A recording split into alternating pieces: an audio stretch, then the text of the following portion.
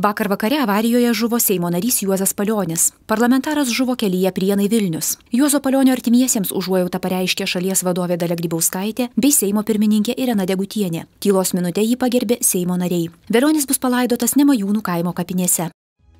Pirmadienį finansų ministrė Ingrida Šimonytė Seimui pristatė kitų metų biudžeto projektą. Manoma, kad kitais metais į biudžetą bus surinkta beveik 21 milijardas 816 milijonų litų. Po pateikimo Seimui projektą svarstys biudžeto ir finansų bei kiti Seimo komitetai.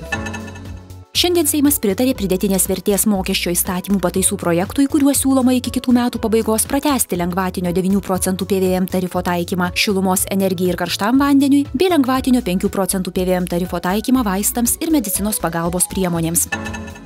Trečdalis Lietuvos gyventojų mano, kad dėl duomenų Baltarusijai perdavimo skandalo atsistatydinti iš pareigų turėtų Teisingumo ir Užsienio reikalų ministrai. Ta rodo gyventojų apklausos duomenys. 18% apklaustųjų laikosi nuomonės, kad neturėtų atsistatydinti nė vienas ministras.